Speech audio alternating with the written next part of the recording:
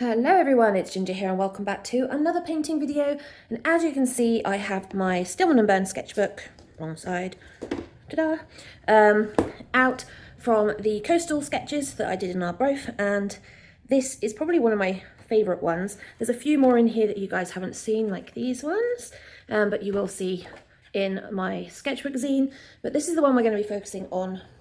For this piece, I have a piece of, now very filthy, no surprise, this is Canson XL mixed media paper, and I've turned it over so it's on the smooth side, which, yes, I know sounds odd because you want paper to have tooth when you're working with pastel, but because of the way I work with pastel, I can generally work with smoother paper that can take wet medium as well as dry. And I can layer because I've got fixatives, and I can wet down, which keeps giving me layers and layers and layers. So we're gonna do another version of this, but on the Canson paper. And as you see, it's bigger than the piece of paper is just about bigger than the sketchbook. That shows you how big this sketchbook is. It's quite big.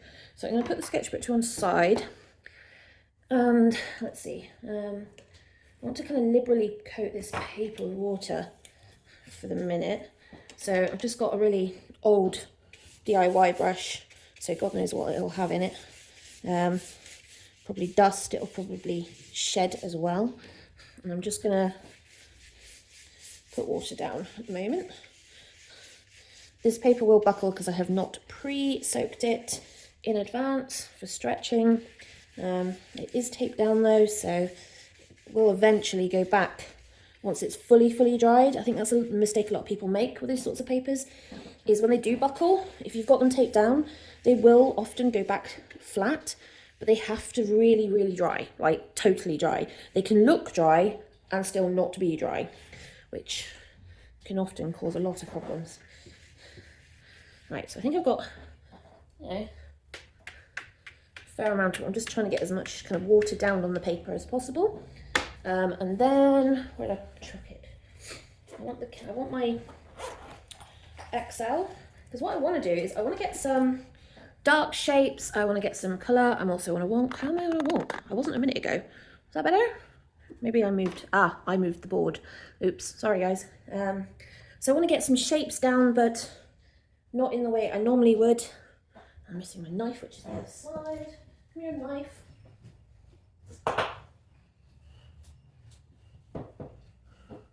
Super encrusted with stuff. Let's see if I can do something about that. I can. Although I'm now going to get covered in green.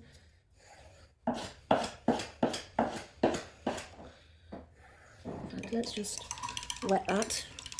Don't know where my cloth's gone either. That's disappeared. Like, I can't find anything today. Don't know where anything's gone. Everything's gone. Everything's disappeared. Right. Got most of it off my knife. It's still looking a little greener than I want it to be, but never mind. Right, so the water has pooled in the middle.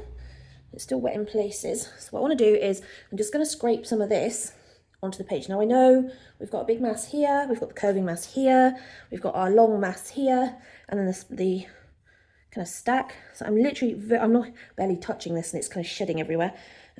Classic charcoal.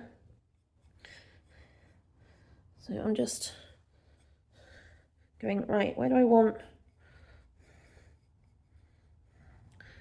some shapes? I actually want it darker here. I'm just going to add a little bit more there. And then I've got a long shape here. Now, remember what I said, this paper is wet, so this is kind of dissolving. And now we're going to just go, and it just disappears. It is being carried on the water really well, so kind of like that. We've got a lumpy bit here. I don't know why this paper's got kind of dissolved into a fold, but never mind. We've got that bit there, that bit there.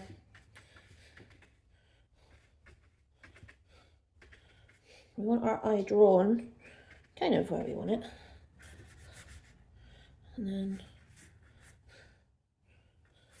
is that where we want our horizon line? Yeah, we want our horizon line there, that's fine. You can see it's just kind of dissolving into the paper, so I'm not worried about shapes. I'm not worried about colour. I'm just going, right, what can I create here? And I've got, where is it? There it is. I've got my blue haze granulating colours. I'm looking at buying some more. I like the Holbein ones. These are the Schmick that I'm using at the moment. So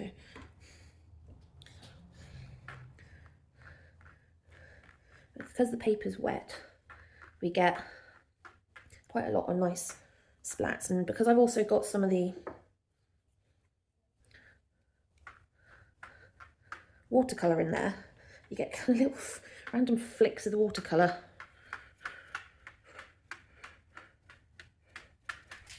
Oh, I'm getting it everywhere. Sorry, hopefully not getting it on the camera, I don't think so.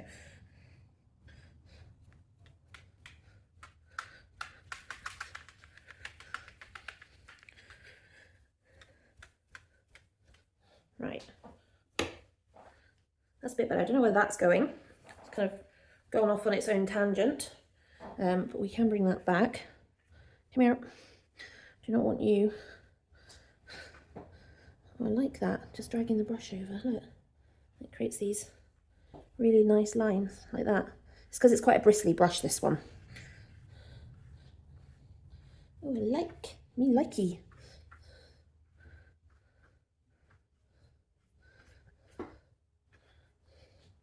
So you can kind of see what we're aiming for here. That needs to be lighter.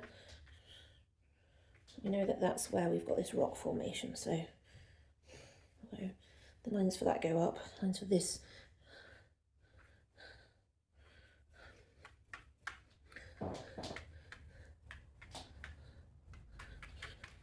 See, this for me is just part of the process, as I just keep going, right, what fun can I have with this?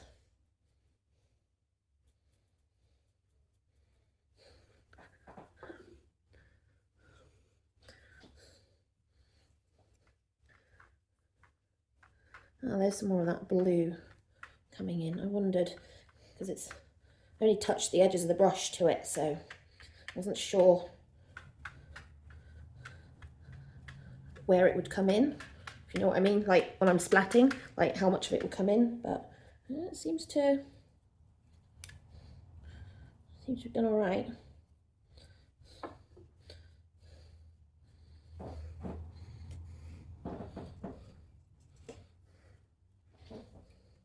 Oh, there's more of it. There we go. Just added a bit more water to the brush, so more of that blue's now coming through. I would say, obviously, I want most of that on the sky and the sea. I'm trying to concentrate it on those areas. I'm also getting it absolutely everywhere, and that's still escaping.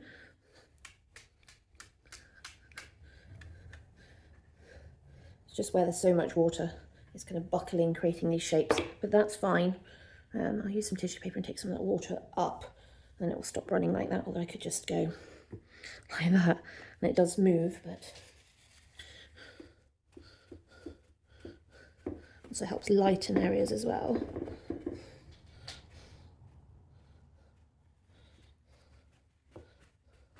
And because it's a wrinkly piece, it's giving me a little bit of patterning, which is nice. I hadn't thought about that, but so far we've just got kind of charcoal down,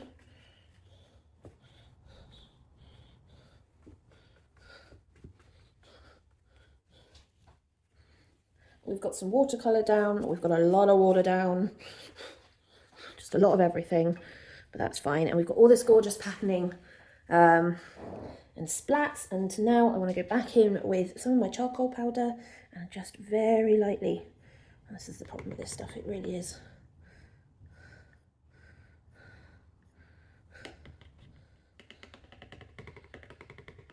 I wonder if I could dab it maybe with where is it? It's like darker at this end. There's a dark streak coming down here, like that, and a massive dark section here. And of course dark where the rocky outcropping is there. Right, let's press that down with tissue paper and see. Yeah, look, when I do that, it kind of pushes it down into the wet paper, and then it kind of dissolves and spreads. Just fine.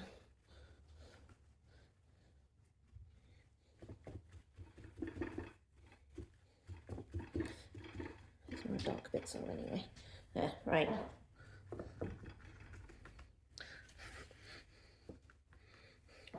Right, I need to let that dry before I do anything else because it's very, very wet. And obviously, whilst I can put pastel on top of wet paper, and if you've never done that before, give it a go, wet will cause more of the pigment to come away from your pastel, which means you end up with a very, with a lot of pastel stuck to that area where it was wet. Now that's fine if that's what you want, and you can work with that, but if you're planning on doing lots of layers, you're not going to be able to do many colours or any colours over the top of that because the amount of pastel now stuck to the paper because it was wet. So don't recommend doing that unless you know what you're doing, you've done it before and you know what you can achieve with it. Right, let's let that dry and we will come back to it. You can hear that is dry. Woohoo! Right, what do I want to do? I think what I want to do is actually put some of the base line work in. I'm also on a wonk again, aren't I? And just kind of get a feel for where edges of things are before I start kind of getting colour down, because I want to do more line work, but on top. Now, the funny thing about line work is if I put all the colour down and then just draw straight over the top with the charcoal pencil, which I'm waving around here, it's more illustrative than painterly. If I add some of the basic lines in now, that's not just my guide, but also part of the texture of the painting, then when I apply the colour, I will be going over some of those lines. So some of those lines may disappear completely. Some of them may be partly obscured in places and become bitty. Some of them may fade into a colour, or a colour may come over the top of it and you can still partially see that line through the colour, but not completely. So it gives you texture to work from. So I'm not really looking for something illustrative, but I am looking for these lines to form part of the shape, because when you're looking at rock formations, lines are so unbelievably important. You know, you can't just imagine looking at a rock and it just being colour and flat. You know, a rock has edges, it has cuts, dinks, dings, cracks, crevices, even round smooth pebbles will have some sort of line work in them, even if it's just thin lines of where each band of colour stops, or you know, a dent in it from where it's been split at some point while it's had rough treatment in the river or the sea, and then that bit that's been knocked off obviously left a raw edge, but then it's been smoothed again by the motion of the water, and you end up with like these weird indents when actually it's a chunk that's been knocked off. It's very important to be able to go, this is part of the lines are part of the story of this formation or this rock or this pebble. You know, it tells you about what it's been through in its life. I mean, some of these rock formations have been here thousands and thousands of years, unlike you and me. So let's start with our basic shapes. Now, obviously, we've already kind of mapped out some basic shapes. We've got the main landmass here, the bay, we've got our pointy bit of rock outcropping here, and then we've got the other landmass coming around like this. It's like almost like arm with a fist. See if I did it that way, like that. That's kind of what it looks like. And then another kind of stack formation here at the end. So let's have a look and see. So I'm just doing it lightly. I'm not really. This is where I want the edge, which is the cliff edge. So I'm not really thinking about anything. I'm just kind of looking at the sketch and then just coming down loosely with the pencil. So I'm not sitting there thinking, right, exactly where is this going? What shape am I looking at? I don't need to do that.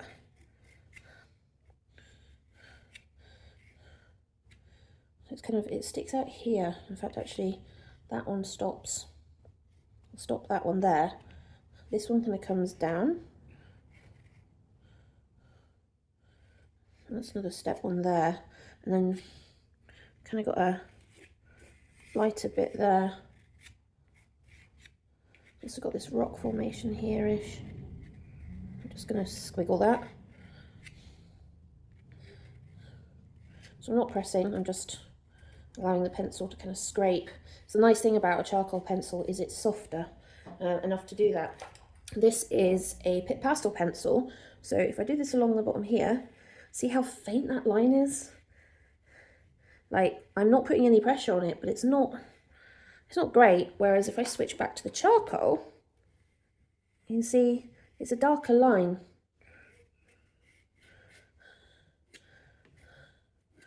So I'm just going to follow this round like that, right? So that's our main landmass, just kind of basically mapped in. We know that this is the cove down here, and it kind of comes in, but we've got this rocky outcropping. So what I need to do is this one first, because the rocky outcropping that goes here is actually set behind this one and sticks out.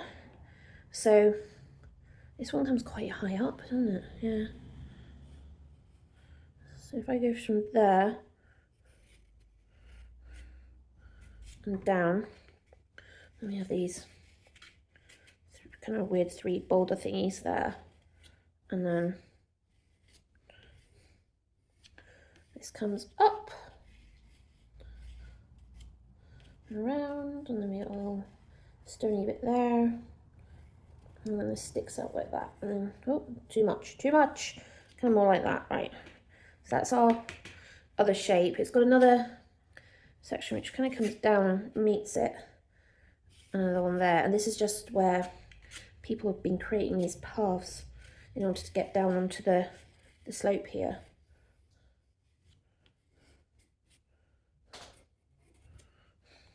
Just wanted a little bit of dark line there. Actually, we could do just putting a dark line there. I'm not really thinking about it. I'm just going, right, I know that's a dark bit, and I wanted to emphasize this weird rock here. So we'll just do that. Now I've got this in, I can do this rocky outcropping. So it comes out like that, and then back in. It probably should have been higher, but never mind. It is what it is now. Although actually I could, it's a rock, does it matter? I'm going over it anyway. Right, that's better. And then that kind of comes down. It's not very elegant, but I know what it is, right? And then that gives us the shape of our bay, which is our sandy bay, which is in there. So we now have some shapes. Just wanted to do a dark line there, I think. Right, let's work on this. It does come up, but it actually just kind of steps down. And remember, it's on a slope facing that way. So the whole flat slab of face that is here, we're only seeing it on a diagonal because it's actually facing that way.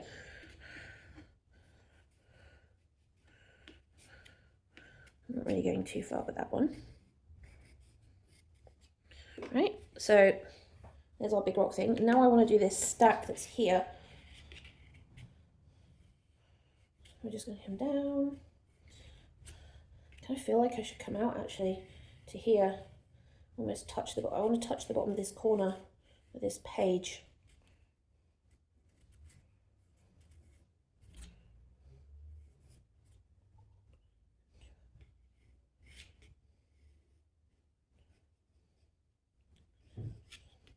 This, I think, needs to come up a wee bit to here.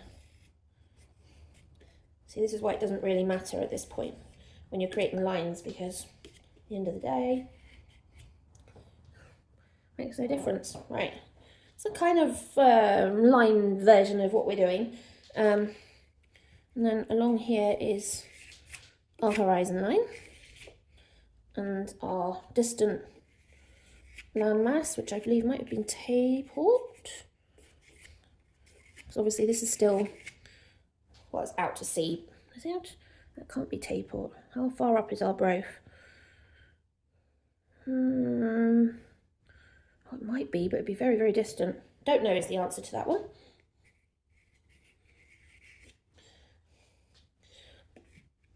Right, what do I want to do here? Okay, so I quite like that. That just kind of maps out shapes. It's not specific, it's not detailed, it's not anything. It's just putting down the lines to kind of where we want everything. Remember, I will be going over these lines, so it won't matter too much. Right, what do I want? I don't actually have the photo with any colours in, so I'm completely going off basically a black and white sketch. That one. I mean, I do know what the colours are because I was there and it's Arbroath, and most of the rock is kind of a weird pink colour, of which I have because it's there. Just trying to see what other colours I've got here that I might want to play with. I reduced the amount of colours actually in my pencil case of doom, which has kind of helped and also kind of not helped. So this is our blue white, just because it makes a really great sky colour. So I'm just blocking that in along the tops of this landmass, because this is our distant landmass, and it will be lighter and less blue at the bottom. It's quite a clear sunny day, so I don't really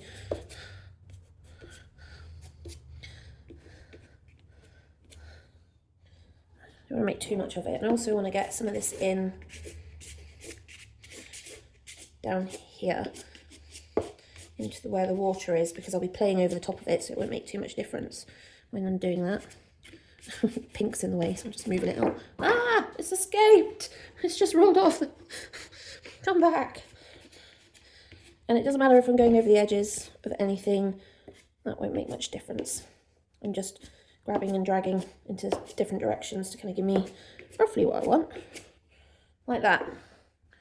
So nothing complicated. Just smooth some of that out.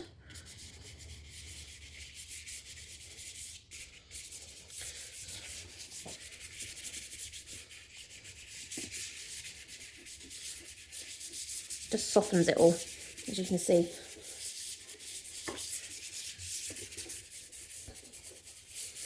Look at that, there we go. Slightly softer take on it. And the same with this pink. Just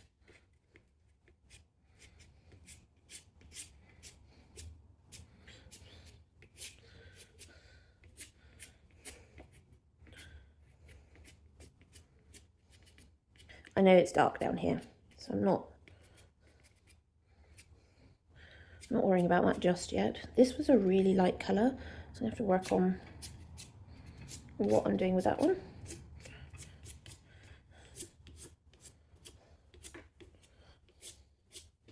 I think it was grass on top of this one, so.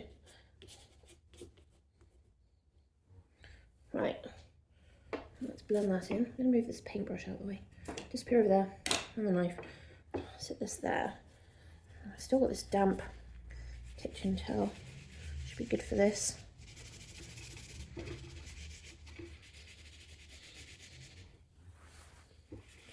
So I'm just rubbing it in. It is damp, so it will take some of the pastel off, and will also blend some of the charcoal pencil from the charcoal pencil lines, but that is fine. Remember, this is all about layers, so it won't make much difference at this present moment in time. We just want to make sure that we're getting what we want and where we want it. So I'm scrubbing fairly hard.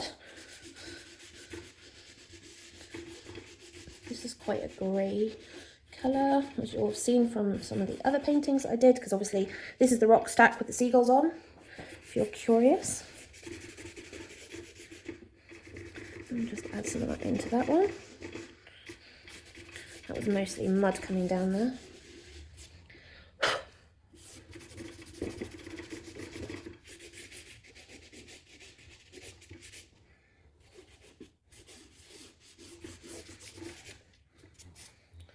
Right, that's a bit better.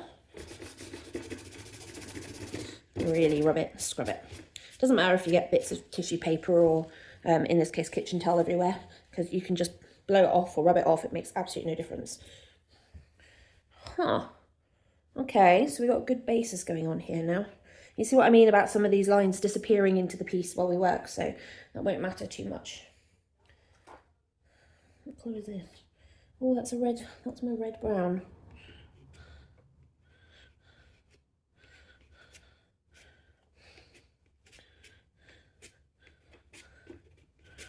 We can do that just to give some shape to these rocks. These are all just basically large slabs kind of pointing down to where they met the sea. Most of this side was fairly dark because it was in shadow.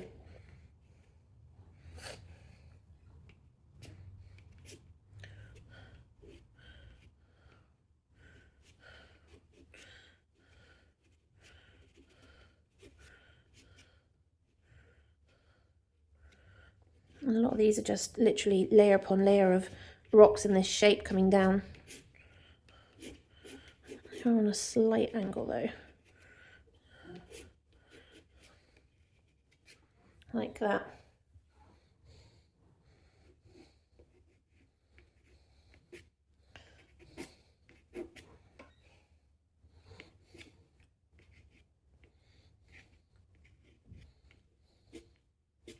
This will need to be darker at this end, but that's fine.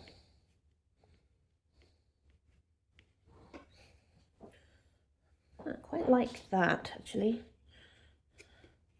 We'll just use the edge of this conte. This is a conte, in case you're wondering. Which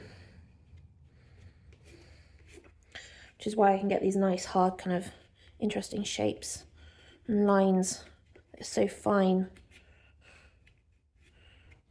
It completely just comes from this, which is fine.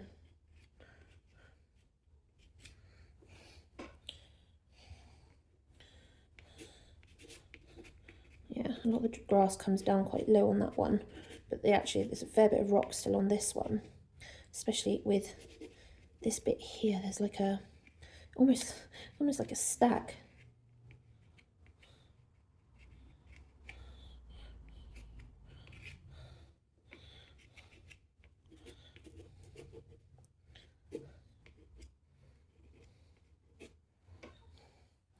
That's the headland there, and this one's also got one there. Try and make sure I can get enough definition of where each of those rocky bits kind of stops and starts.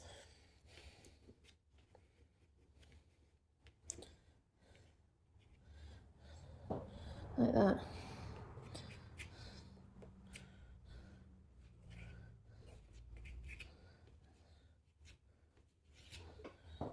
Yeah, what do we think with that? Quite like that. I'm going to soften a little bit of this. It's a little harsh at the moment. I don't know if I'm going to be adding more colours on that yet. Okay, right. That is one bit done. Quite like that. Like how this kind of gives you depth and shape. Where you've got the bits, it kind of curves in and sticks back out, and then curves back in and sticks back out. And the shade, so the darker sections, gives you that kind of depth that you don't quite get in the sketch, for example.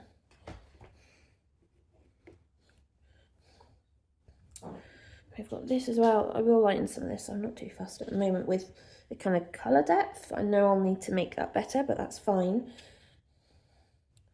What I'll do is, most of the top section of this is actually grass. I don't really want to go in heavy with this pink red colour. Be mindful of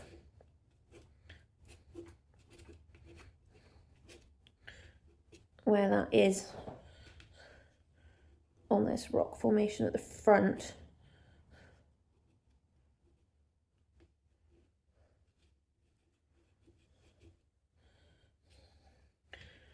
Especially as this is the bit that's mostly brown, or at least browny red. It just kind of shows the dirt from where people have kind of made this path to come down. And then most of the rock formations is actually on this side. So it kind of curves in on itself. So we'll just like that.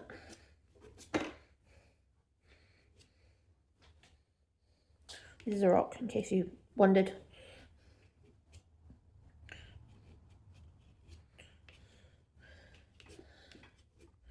I'm pretty sure, yeah, there was this slab, it come out and then turned, and it was almost like carved steps. It was so curious to see because it was almost unnatural in its formation, but at the same time was clearly a natural way for the stone to have kind of broken off on the cliff. And it was so weird to see, because I was like looking at this thinking, it looks like steps. It's not steps.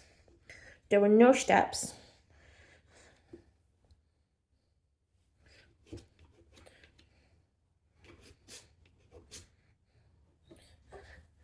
So you can see with just simple marks of bringing one edge down and keeping the other edge light. So rather than putting the whole pastel down flat and coming down, I can do that here, like that, I'm doing it on one edge and leaving the other edge slightly up so that I get dark fade through to light.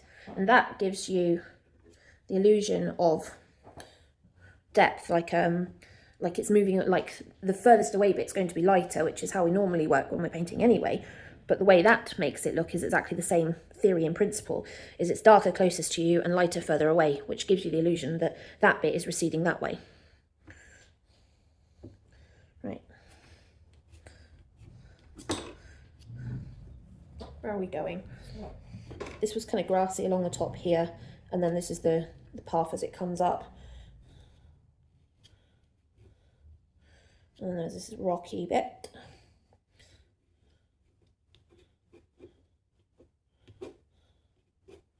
Like that. Now this rock here, where all the other rock was coming down, obviously with this one separate, so we'll talk about that when we do it, this whole side here kind of went sideways and then had a grassy bit, so just trying to work out where. And then it had these bits where it kind of had like a flat top of stone, and then where the edge is it dropped down, and then another one next to it, so it formed almost like these weird kind of tabletop shapes, which I thought were really cool. Husband wasn't quite as impressed. He's not quite into rocks like I am now. I suppose neither was I really, but I'm kind of getting there with the whole I like rocks thing. I feel like I need to create a t-shirt, create my own merch that says I like painting rocks. Rocks are cool. See what you guys think. Right, and then there was this cutting in the stone cliff here. It kind of went like this, and then the second one there. Like that. This was really dark. It's almost fun here trying to remember which bits were grass, which bits weren't, which bits were in shadow. Because, I mean, it's the bits that are obviously lighter and darker in the sketch is great. I put that there specifically to tell me this bit's in shadow, this bit's in shade, this bit's in light, by the different hues. So obviously the darkest bits are really in shadow, the middle bits are just in shade, and then you've got lighter bits. But what it doesn't tell me is obviously what bits are rock, what bits are not rock, what bits are grass, because there's no colour. I kind of like that. It makes you think back to kind of when you were there. I mean, I could go and get the photo out and that'll help, but that's kind of not the purpose of this. The purpose of this is I'm working from the sketch because I want my mind to fill in the blanks. Yes, that means it's going to be imperfect in what you remember, because you can never remember things 100% correctly, but it means that you can, those imperfections then follow through into your painting, but it gives it a more naturalness. It adds to the fact that this painting is about feeling and atmosphere as well as what you're painting on location. So I know that you are quite a dark rock here, which is why I can just do that. Wasn't quite as a V as that, I think, so we'll just amend that.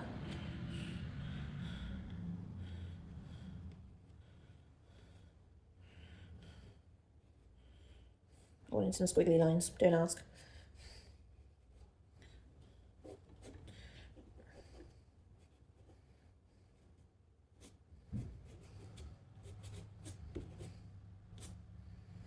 Same over here, this is light, that's light, and then this bit down here is dark. Just where the sun's kind of catching bits. And dark down there. Okay, right. Thought this, but I'm ignoring this for the minute because it's a lighter and almost different colour. And this, we'll add some red in, but most of this will now, well, going forward will probably be dark.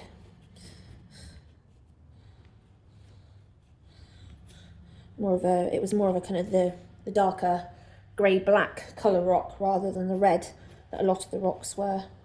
It's really interesting, the geology of the area, because a lot of the rocks are this weird pink-red sandstone, but at the bottom of a lot of the sandstone, it was a dark, like a dark pink grey, more grey than pink, but you could tell the pink tone was in it.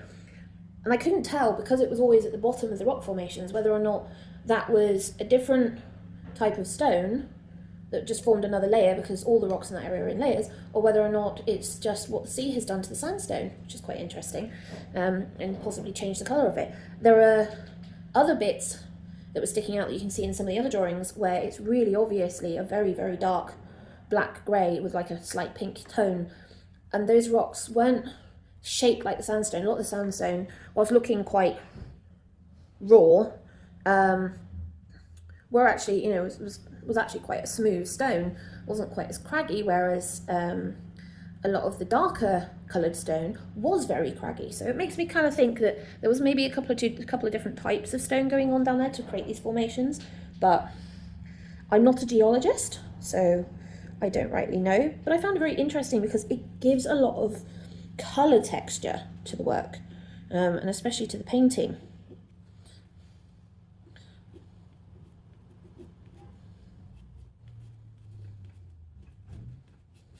Yeah, and there's loads of noise outside. I have absolutely no idea. There seems to be some sort of truck going around. And it's not bin day either, so I don't know. So it can't be that.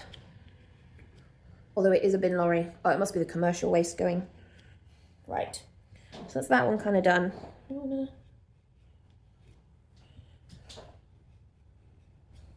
Yeah, we'll do that. That's fine.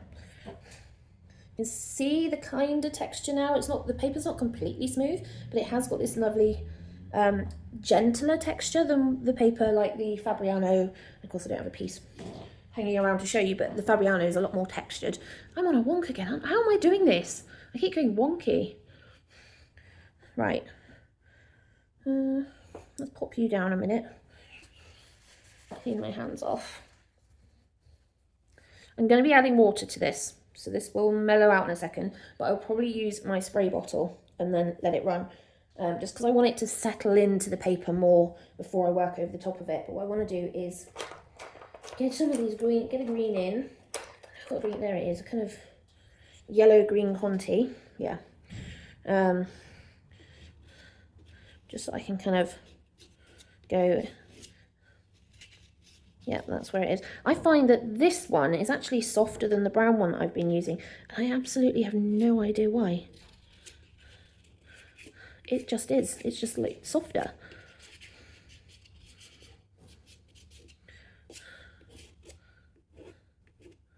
I'll just do some marks there because that's where that green goes all the way down to there. And there is some of the grass here, which I'm just want to mark in between. I know that's, pretty sure that's a patch of grass there actually. There is some up here, but not much. Possibly little bits on that, those rocky bits here. I'll just scroll some lines. I know what they're for. Right, like that.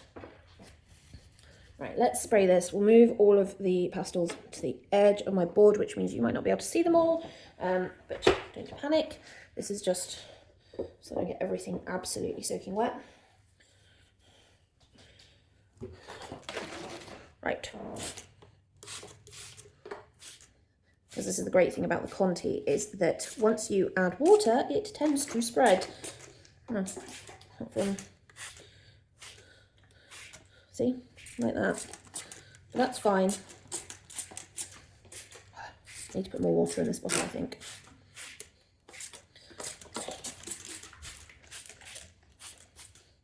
And it will, because the Conti is such a very compact pigment, it's why they're hard pastels, is because they're compressed so much. They provide a lot of pigment, so they will stain the paper, not just put on the paper, but they will also stain the paper once applied to water. So you can see that mixing everywhere, and that's fine.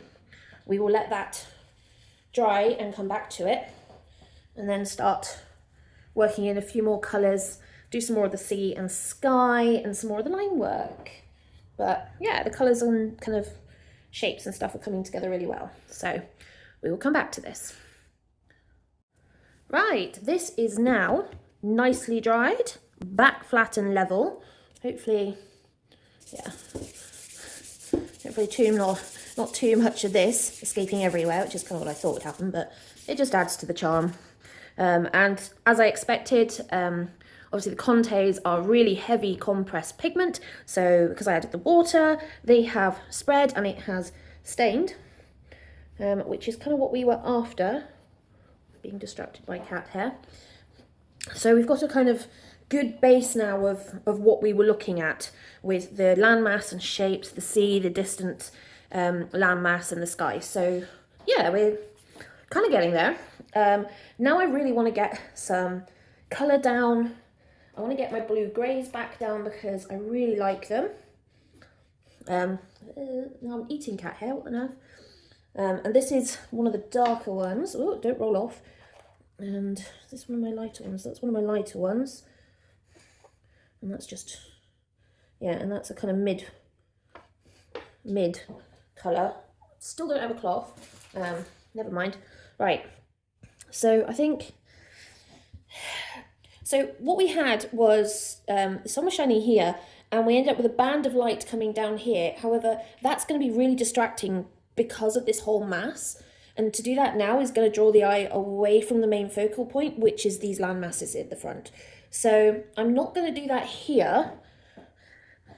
But what I am going to do is I'm going to start with almost a bit of a reversal in colour theory. So rather than my lightest colours in the distance, I'm actually going to put my darkest colours in the distance, which is this gorgeous blue-grey, and it's has always been a favourite of mine.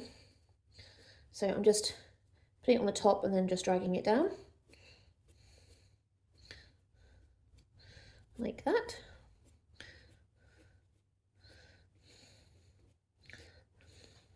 Is a really strong colour, so I've just got to be mindful of that. And I'm just going to keep bringing this down.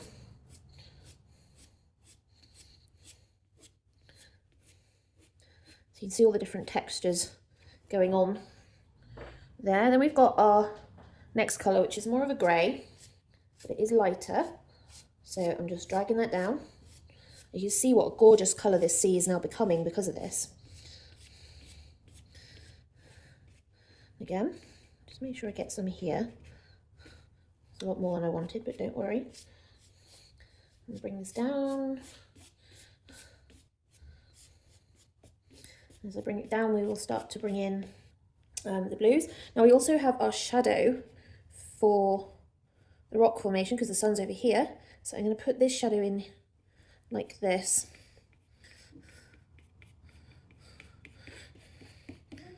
But not too much of it because we do want to make sure we get plenty of the other colour in. And then we get our lightest blue-grey. And again, we're just touching the surface and dragging down. I want this downward motion for the ocean.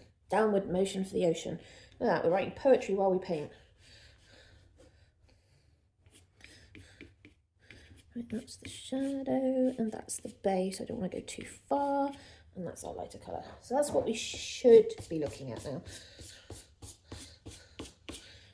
Right, lots of colour, perfect. Now, we're going to add water. Do I want a small brush? No.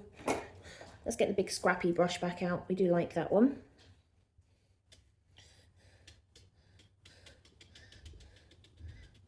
And I am literally just tapping the surface. And what that will do is it will lift the pigment.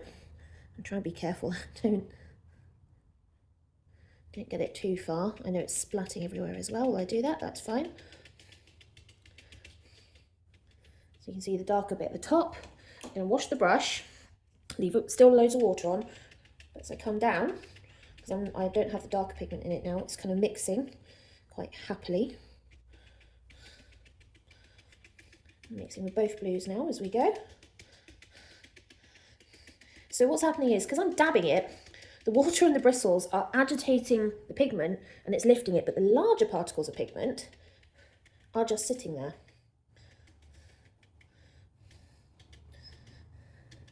Oh, we've kind of gone over onto the rock there, but that's actually not too much of a problem.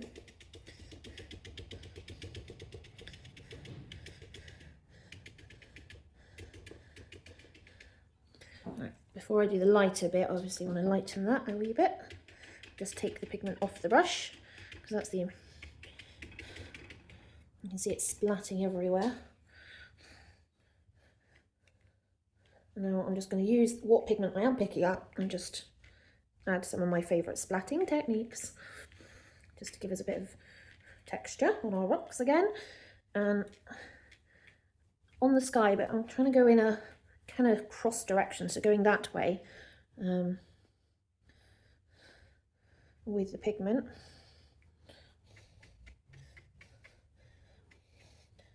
If you ever just added water to pastel, you'll know that it has a habit of doing its own thing.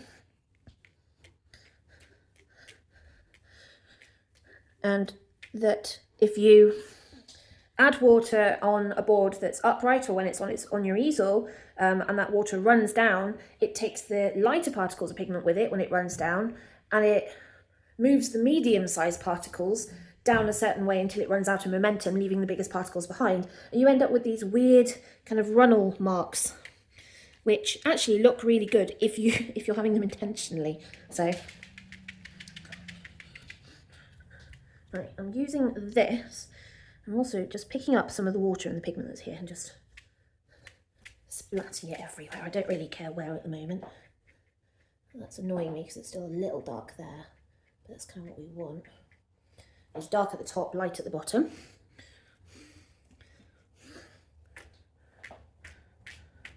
I know, I'm getting water everywhere.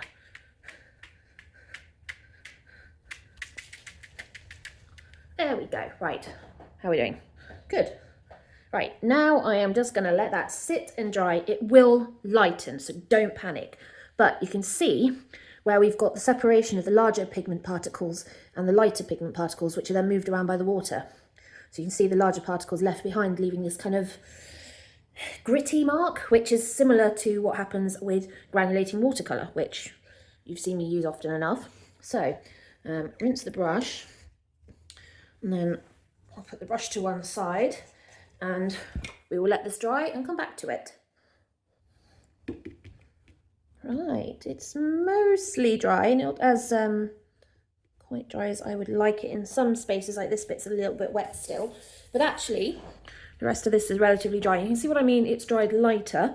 And you can also see what I was talking about with the granulation effect with the pastel and the water, and you can see where the runnels are, where the water ran, pulled and then dried, and you get these gorgeous outlines from the pools of water as well as these runnels where it's moving the pigment with the run of the water. So you get a lot of, I've got a lot of texture now, a lot more texture than if I just put the pastel down, which is great. So I do want to lighten some of this up a little bit, or in this case darken, but I just want to put just a little bit more pastel down in some places, and it's just to help where it's still a little dark where I want more of this blue. And the pastel over this paper, because it's now warped and dried and warped and dried and warped and dried, it's now drying flatter, faster, which is great. But it also gives me lots of shapes in the paper now to play with as well where it's bent. The paper will go back to its flat shape, so I'm absolutely not worried about that at all. But it's nice to be able to get some of this pastel down again and just play with colours. Still a little damp here on this corner, but that's fine, because that will dry, so I'm not too fussed. I'm just going to put little bits of this so you can see some of the patterning through, like that. And then I'm going to rub some of this out. And what you'll see is you'll see more of the texture underneath from what we've been working on and creating all this texture. And we'll see some of that come through as we kind of blend this out. Or not blending it out, we're just softening it. Oh, see what I mean? Wet. Ah, and I've got wet fingers. But you can see the kind of texture through what we've been doing, which is kind of what we wanted. I want to reinforce the dark line at the top.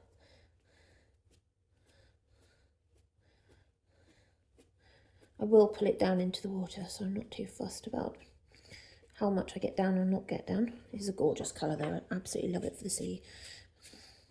So I'm just pulling it down like that.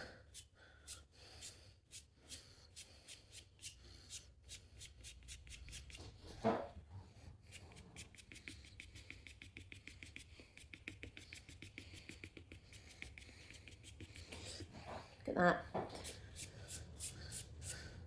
How gorgeous that is. Gives real texture to that water. Right, so we now have quite a nice textured water. Do I want to add some splats? It's so difficult. I do and I don't. I kind of do and I don't. It's like I do, but I also don't want it to be just water. I've got my white pastel here. Well, it's the blue white, so it's this one. And I'm literally with a wet brush, just picking up some pastel from one edge. Don't panic, this won't damage the pastel.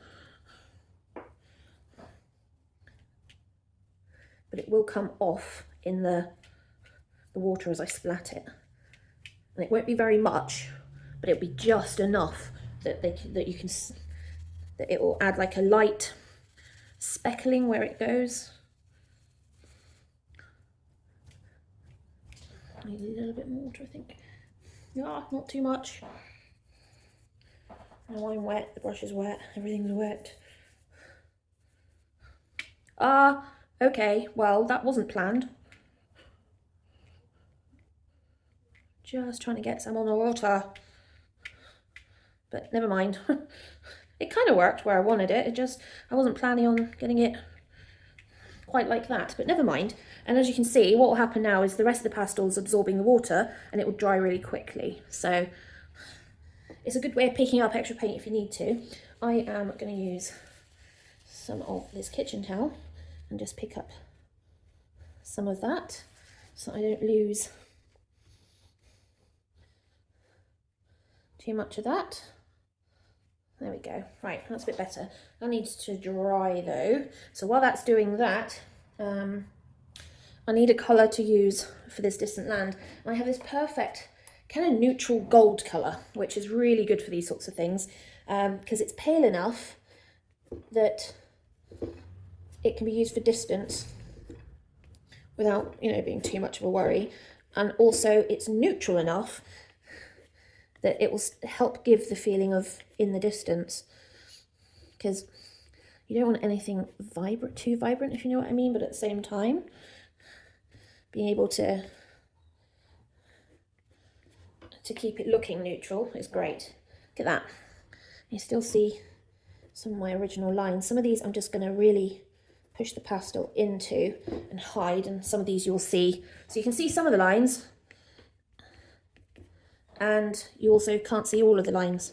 So some bits of it show through, some of it don't, and that makes this gorgeous kind of distant colour. So we're getting there with this.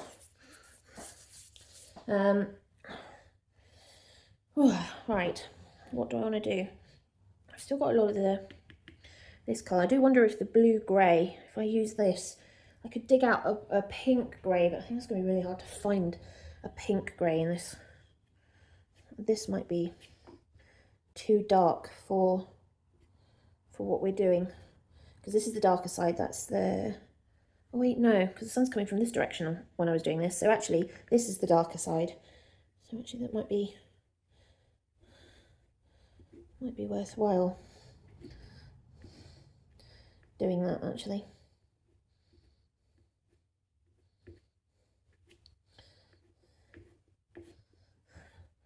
Doing that, just gonna blend some of that in a little.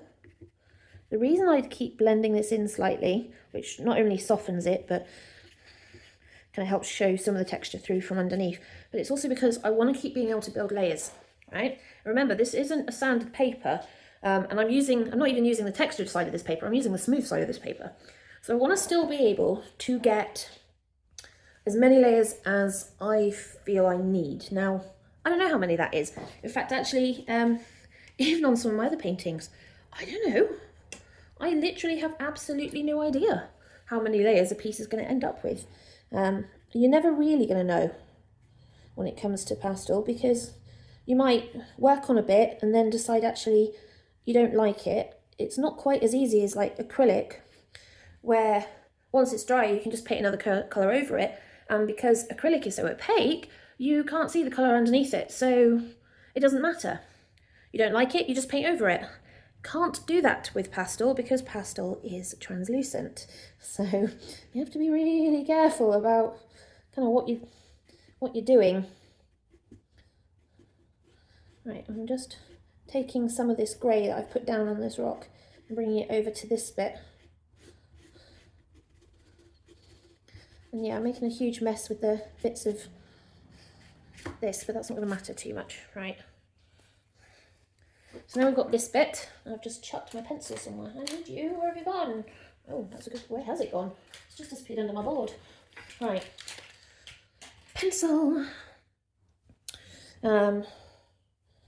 Let's give ourselves a bit more of these features again. This is still damp, isn't it? It's still damp, so I'm not sure how much of this it'll take. I'll take some of it.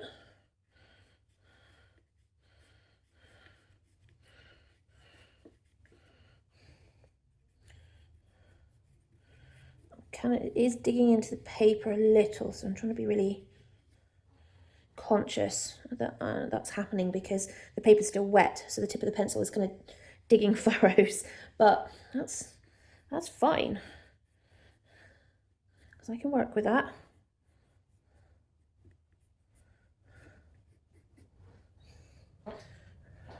Right, that's better for this bit. We've got... This was more at an angle towards me because I was stood on the cliff here. So this bit was more angled this way. And then that was going that way. We had quite a sharp rock there. Now, where have I got this? I've got my red Conte back again. It is a red, or is it really red or a pink? It's more of a red, I think. It is close to the pink, so don't get me wrong. Now, was that in shade? That was in shade. Most of the light was on this side. So we'll put that in shade with the red.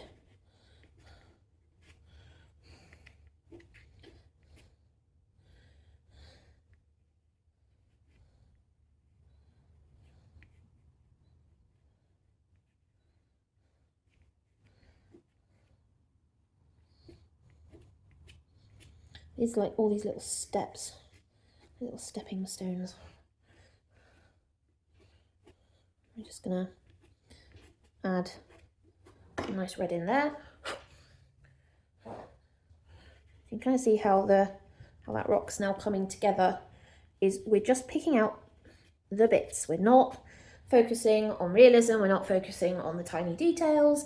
Otherwise, this painting will take me months. And whilst I could do that, I just don't want to. I like trying to get this down in a way that represents it with a feeling as well. You know, there was such rich colours in all the rocks down there. It's pretty impressive. Right, hopefully that makes a bit more sense. And we've got our... Oh, that's definitely not right.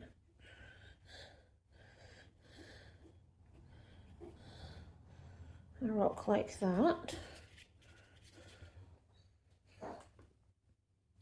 Do I want to add some more of the grey in? I could do with adding some of the grey in down here actually.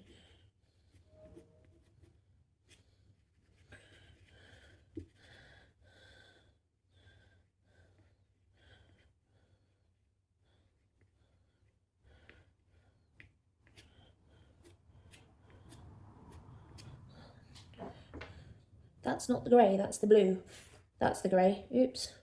I didn't even notice that. But actually, that works. I like going to have some of the colours from both in. And just re-squiggle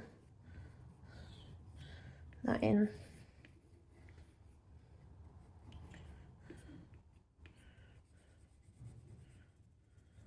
I've got my big, yeah, I've got this one here. Let's just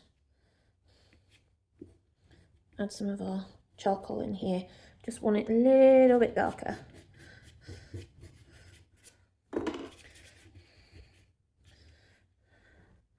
And then I can add, yeah, thought so. If I made it darker, I could add the red back in over the top because it's lighter and it would stand out more like that. And then this side's the lighter side. I could use some of this for that, although I'm well aware that this is actually the colour that this rock formation's in. We'll do that anyway. And then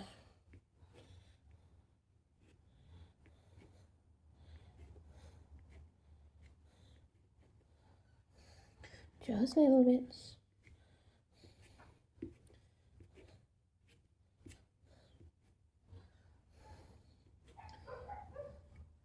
Like that. Right, that's that rock formation. I don't want to do too much to it. I just want to get it down. How's this? Is this dry? Yeah, this is dry. That's fine. Now I can go back over that with this blue. It's always great to add the splatters, but they can sometimes just be a little too much. So you have to think about how much you're putting down and then how much you're actually planning on covering back up again. And it's that process that I keep going on about take away, put it back, take away, put it back, because it really does help. Yeah, I'm not happy with that one there. There we go. Right, so you can kind of see them through and kind of not. I'm just going to soften that slightly. Yeah, no, it's random finger movements and smudging and moving. It kind of does it for you, really. Of course, this is our shadow, so I mustn't lose that too much.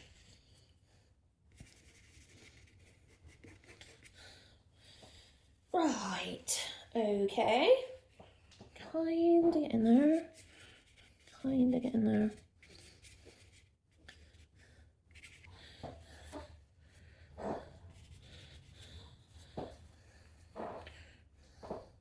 Now, what do I want to do with the sky? Well, I haven't decided. I can add this over the top. That will lighten it slightly. At least just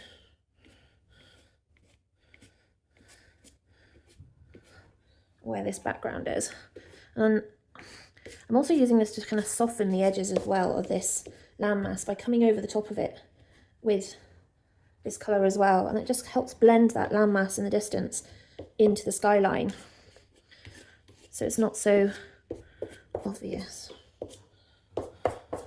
That's a bit better.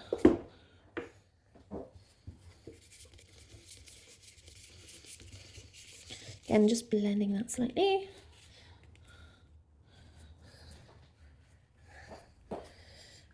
Right, now what am I doing about this grass?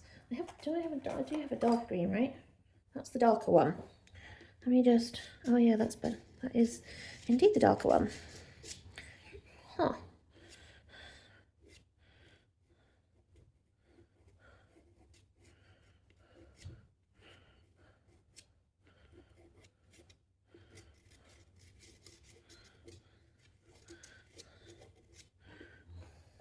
So that's that landmass there. And we got this is the grass. I'm just running the Conte back and forward in these lines because I want to keep the direction. This is the direction it was going in. And the more I go over and over and over, the more pastel goes down, the more it fills in the gaps, but you still get bits of it like that. Right? And I know there was some here, because I know this is where the mud is, but I haven't decided what I'm doing about that yet. Grass on this side as well, and up on the top, and also on this side. I just can't remember exactly where, but that doesn't matter. That's not the point of this. The point of this is to experiment and have fun, and at least get some of this down. I'm pretty sure there was grass coming down this bank here, but I don't really want it. I quite like the kind of scalloped shape of that cliff. And of course there'll be people out there now saying, yeah, but if that wasn't what the cliff was like, then why? It doesn't matter. This is a representational painting, so it doesn't matter. Scrape that in there, like that. Yeah, don't want to lose too much of that. I do want to add some of the lighter green, so I'm not too worried. And I know there's a little bit on these, but not much.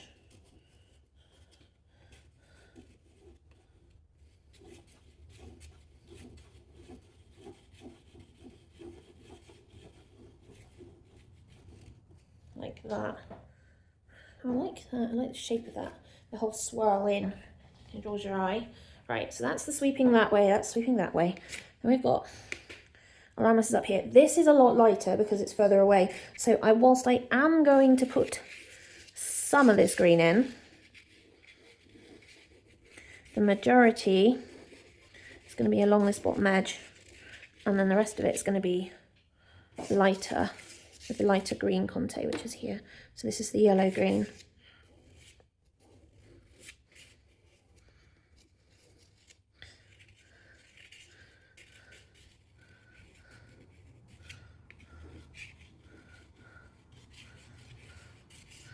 And that comes up and down.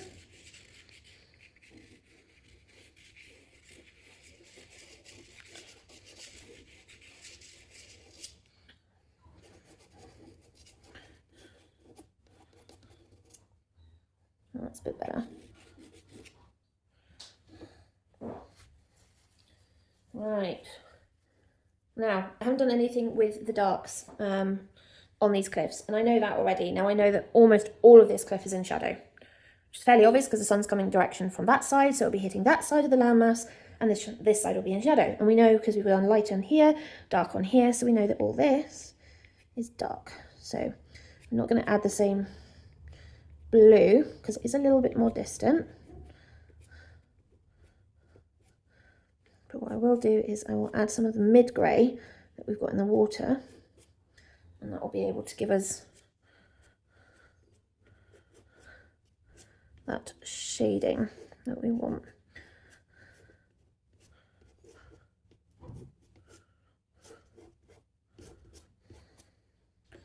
Like that. Now it is darker at the bottom.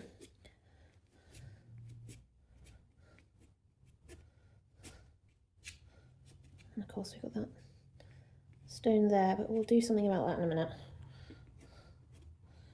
Right, so we've got that bit. We'll use the dark blue.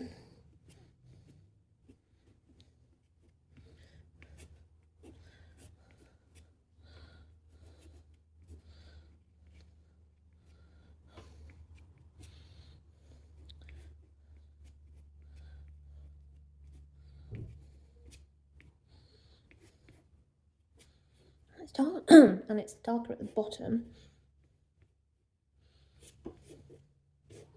Like that.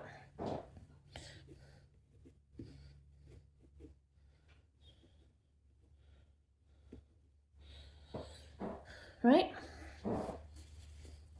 I'm just going to soften this slightly. I do want to come back in with the red over the top, so don't panic. I've lost all that gorgeous detail because I'm coming back over the top for it.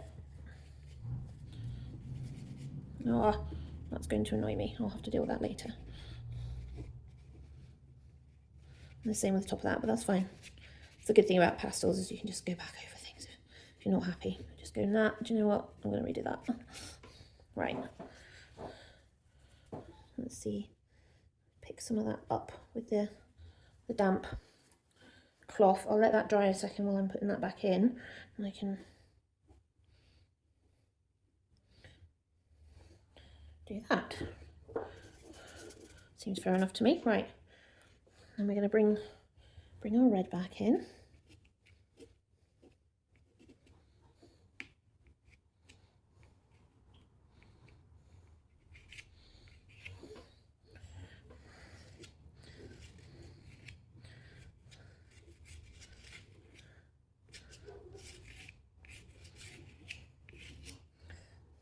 That's our line there. Remember we did the whole that to create the shape of each kind of almost panel of rock that was coming down. And obviously these are more of a diagonal on this side, like that.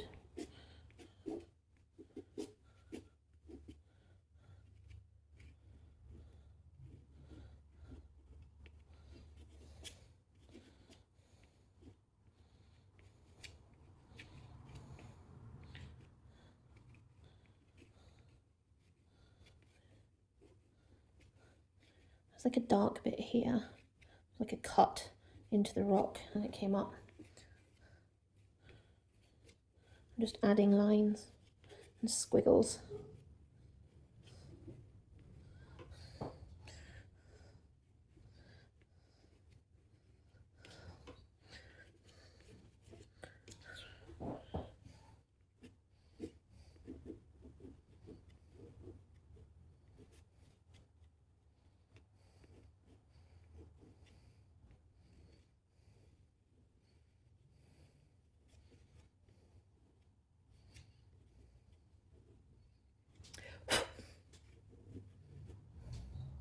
So there's that landmass.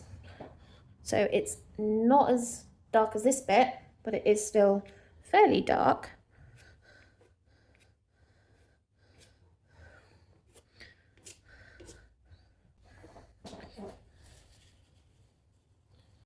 We haven't done much of this beach, and this rock's now looking almost like the beach, which is not going to help.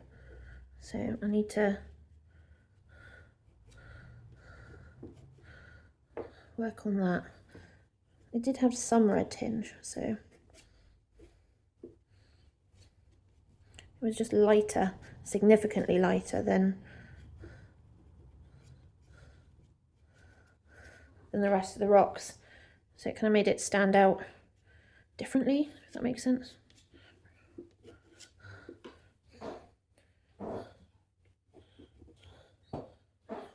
Okay, right.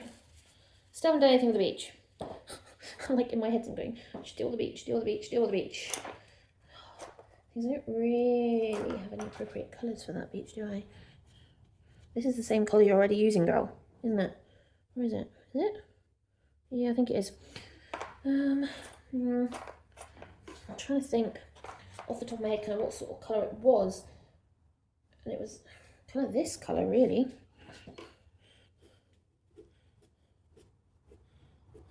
So we'll just pop that in there then.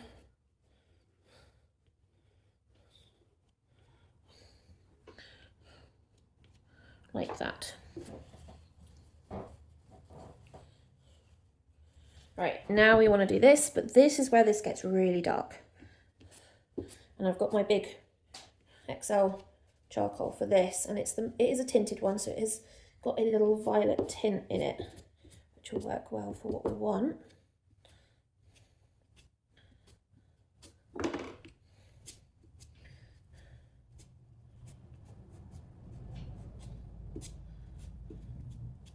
Remember, this side is facing towards us, so it's pretty much in full shadow. These little stepping stone bits are not. The same with this, the tops were in shadow because it was less lower down than this bit. But the panels facing out that formed almost like the step shapes were not.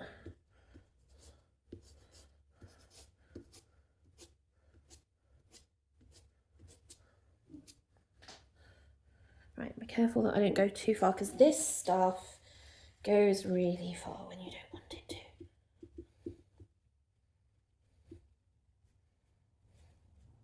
So I'm just using the damp kitchen towel to kind of blend this in. Reason being is it's too hard to blend over the top of this soft charcoal because it is so soft.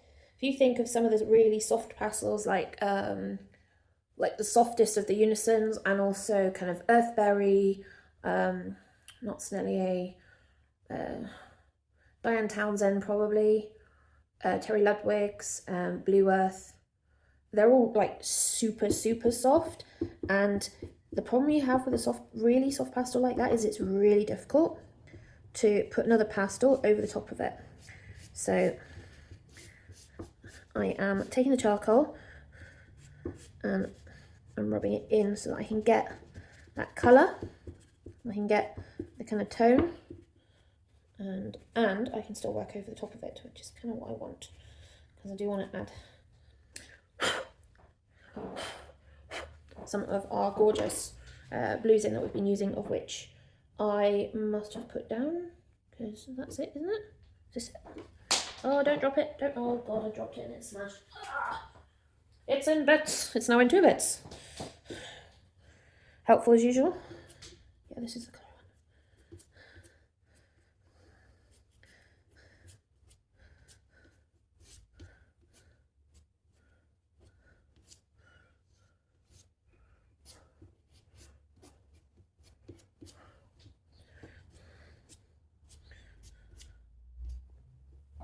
one. Right. Kind of solves that bit-ish.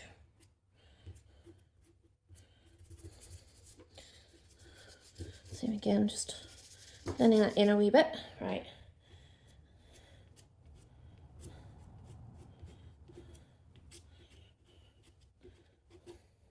This is where it kind of meets the road. It's kind of dark because it's actually in shadow on that side. And the same here. And obviously this monstrosity very much in shadow. Now the blue is lighter than the charcoal, so I'm going to bring that round to form that bit of the rock stack there. Like that.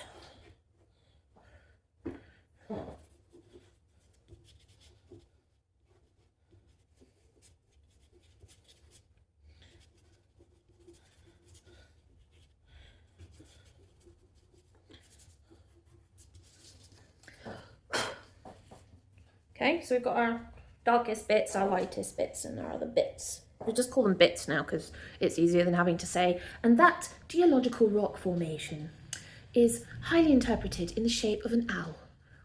I hope you guys found that funny. Anyway, we will remember this is still not completely in the light on this side, so we'll use our light grey to help kind of pick out bits. We'll put some more green over that. But I just want to give that some shape. Give this some shape. And remember, that's mud. I keep forgetting about that. Like, oh yeah, that's mud, isn't it? I remember. No, I don't.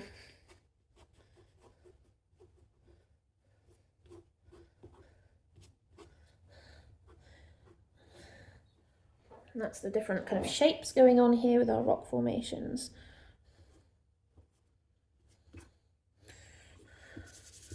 And blend down here a wee bit.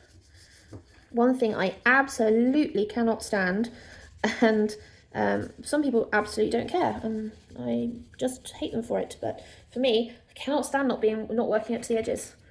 I just want it to look right, and I'm like, well, it doesn't, does it? Because you've not taken it to the edge of the paper, and there's a gap. How could you do that? Why? Why? But, you know, I'm going to lighten that little section there because it was lighter. Remember, we're going to be putting some more red back on, so don't panic if it's looking a little messy, because we'll be putting some details back in. We just need to get kind of some of this colour and shape down, like that. Oh, we need more water than that, come on. Don't recommend sticking the kitchen towel in your pot of water, jar of water, cup of water, because it will just soak up a ridiculous amount of water and be too wet to use. Obviously, that's not what we want. In our case, we just added some water with a wet paintbrush and just kept adding water until I was satisfied that it was wet enough, if you know what I mean.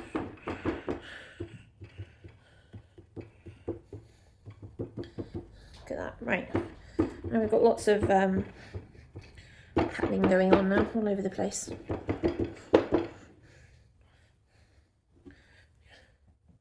Perfecto.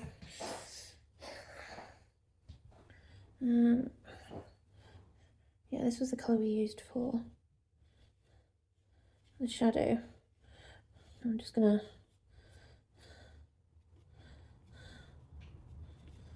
add that back in.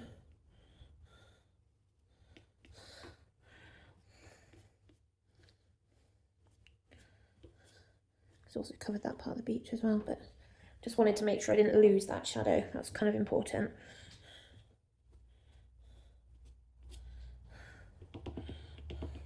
Little dots. They're always great fun.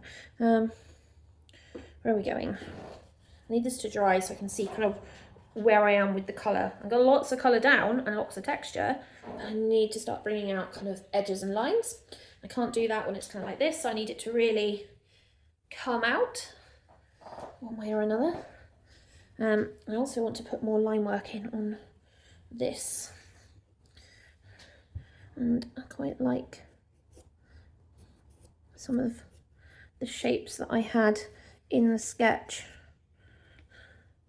I know I had this gorgeous kind of, this was a hole. It actually was like a little cavern going into the rock face there.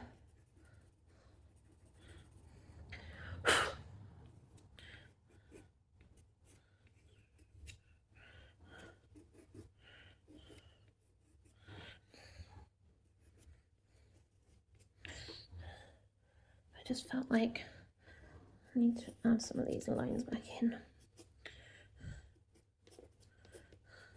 I might add some with the red back in as well, actually.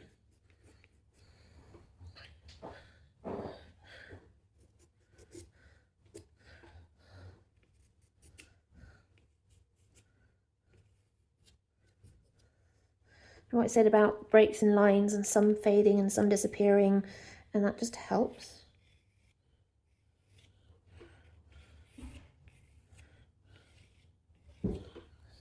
Like that.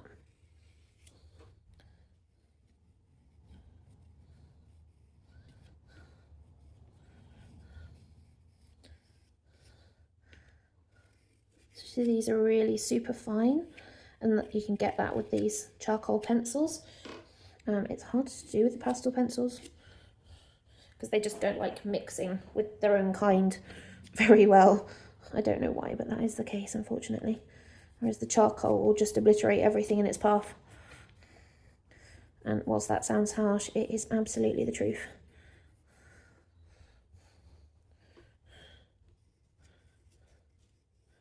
You can't see them, but there's really thin lines there.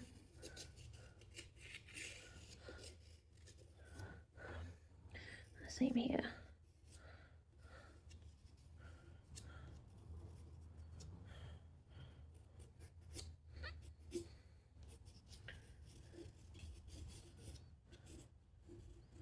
Oh yeah, this was this weird stone collection here. It's like a stone and then like a smaller stone and then another smaller stone. It was really strange because it almost looked like somebody had actually put it there.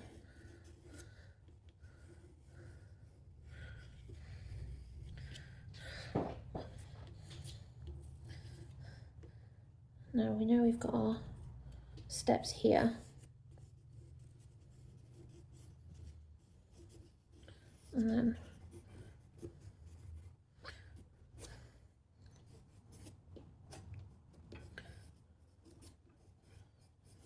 we're just allowing the pencil just to kind of skip back and forth. It's producing fairly fine lines, which is fine for what we're looking for.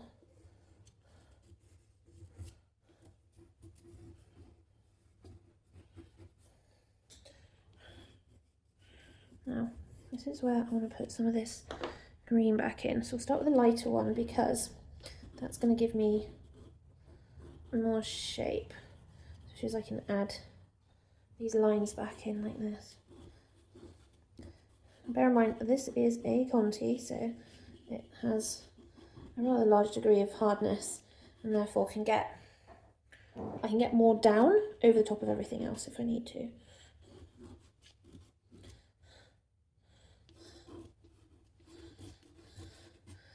I've still done nothing with this path. It's like, yeah, I know I need to. That's not the point.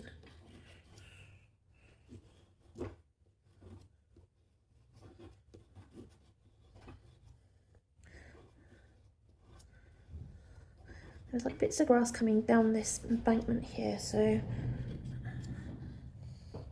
just kind of scrubbing them in, not too much. Also don't want this to be too prominent.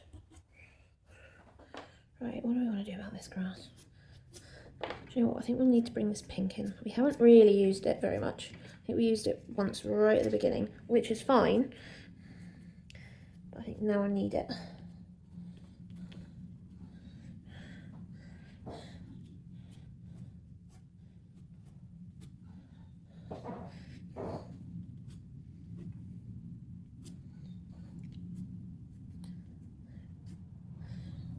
So that's where these are. And we want to give this a bit more of a pink tone as well, didn't we? Yeah, like that. Right, that's better. Now I want to get this red back in.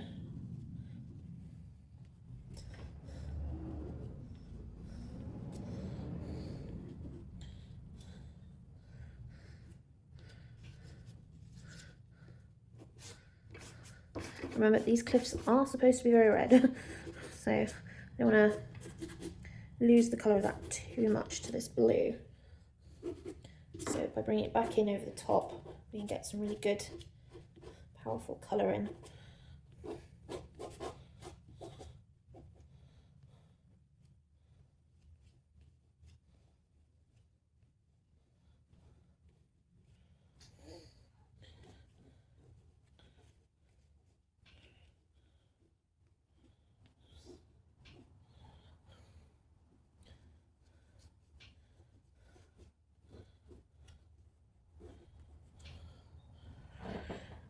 And then do this, bring this one back here and add some of the pink to the edge, just so you can see that it's just picking up the light on the edge there. And the same with there, here.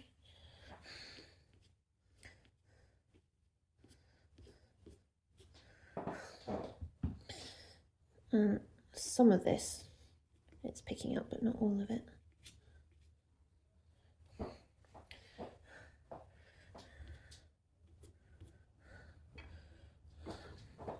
Now I've lost some of the lines, but that's fine, that's kind of what we wanted.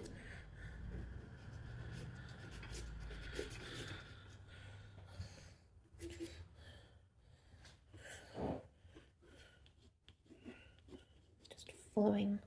It's kind of what happened was they cut a path through so they could come down to here to take photos. That's what people do, they always make their own paths, which is fine. But what happens is you end up with grass growing on both sides, but only a very thin edge on this side. I mean, wouldn't like to have been there if they'd fallen, because honestly, it wouldn't have been pleasant, I'm afraid. There. Right. I've got all these gorgeous lines and work and everything.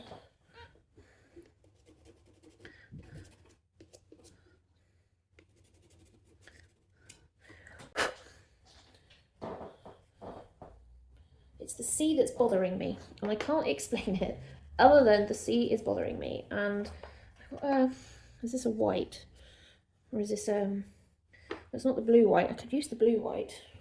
There wasn't really much in the form of waves, and my worry is if I put lines in, then I'm gonna end up with some really obvious bits. So I think I'm just gonna need to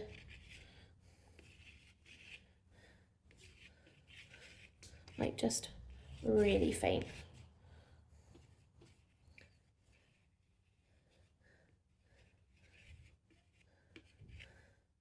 And not lines like a kid drawing waves. But these are, first of all, I'm following the kind of shape of the paper. Don't ask, just it is fairly warped in places and it will flatten out later once it's fully dry. The problem is I'm using a wooden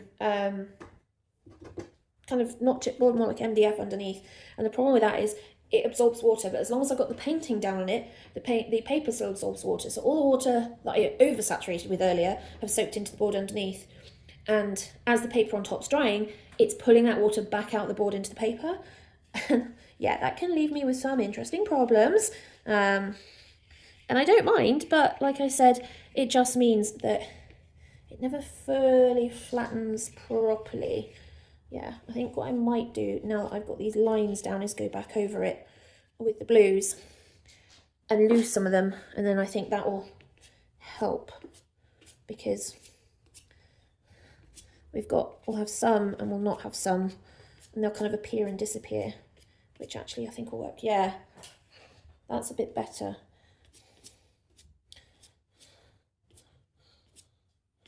Because you can kind of see them and then kind of not see them. The problem I've now got is I need to put some more of the dark in. I've got a sticky label stuck to my foot. The life of working in a studio and dropping things that you can't see particularly well. It's always fun. Oh yes, it's crumbling really badly now because I dropped it, which is my own fault. Is that better? It is, but I still want more texture on the sea. Okay, well, sticky label. Sticky label retrieved, shoved there. Probably will forget about it and then regret that later. This is gonna so annoy me because I'm like,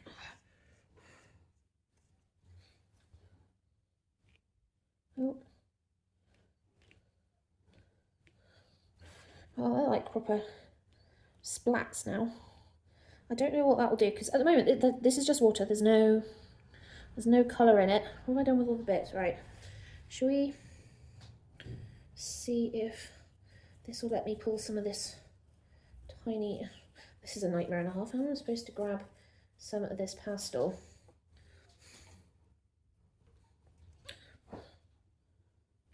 Ah, now we've got some.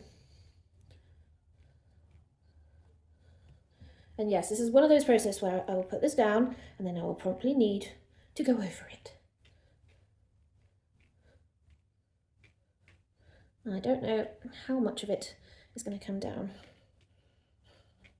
but we will see.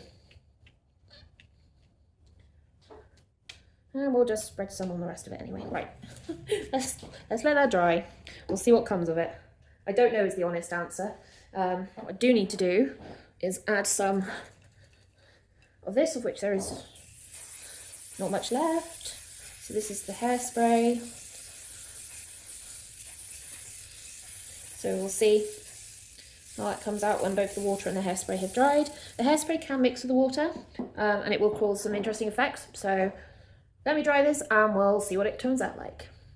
Right, that has now mostly dried. There's just the odd occasional tiny little bit here and there. And actually, that has created some really interesting kind of like darker splodges. And you can still see some of the lines as well, but not many. They look more like scratches now, which is great.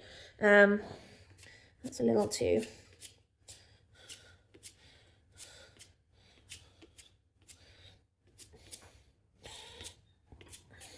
Yeah, that'll do. I'm like, no. Right, stop fiddling, woman. Right, what I am going to do now is I am going to ditch the paintbrush and I will get the heat gun out and we will get the tape off and see how it looks. It always looks better once it's got a white border. It usually looks even better once it's behind glass. However, I don't have anything of this size. I'm trying to work out what size is the pad. Almost it's an A3, I think. There's the Canson XL pad that I've got. So let's take the tape off. Sides first, as always.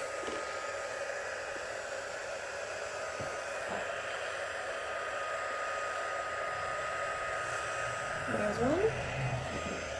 And yes, I just use masking tape. I don't use painter's tape, I don't use washi tape, I'm just using standard cheap masking tape off of Amazon. And the reason for that is because I use a heat gun to get the tape off, it doesn't actually matter what type of tape I generally use. Right, top one first. It's going to take, yeah, it's took the corner off, I knew it would. Now it's caused me fun, I'll have to swap hands. There we go.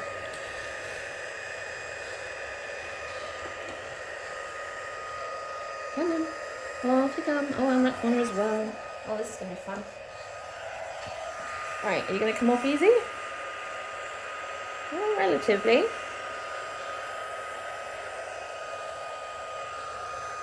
You're annoying me because you're not dry. Ah, there we go. Oh, that bit's not dry either. You can see because it's darker where it's wet. Right, anyway. The paper's kind of moving towards me because all the tape's coming up. Ah, there we go. Right. Let's take up that corner.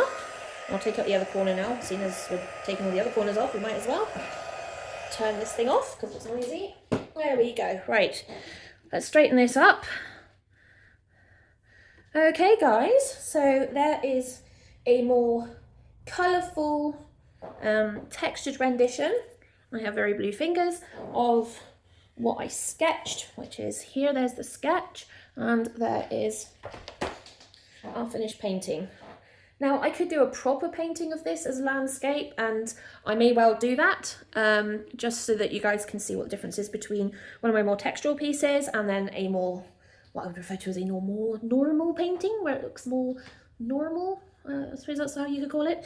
But I do like being able to do these just because I can just play and have fun, create lines, create energy, create colours that aren't necessarily natural but are really good fun to see. As long as you get the tonal value difference, in theory I could use neon colours and it would still look the same. But that's not the point. This is close to the colours of the original, which is why this works so well. So I will leave it there for now. Hope you guys have enjoyed this one and my random ramblings in between and throwing pastels everywhere and breaking them and getting water over everything I'm not supposed to get water on, including the phone. And I will see you all soon. So ta-ta for now. Remember, if you have any questions, put them in the comments below and I will get back to you. Bye.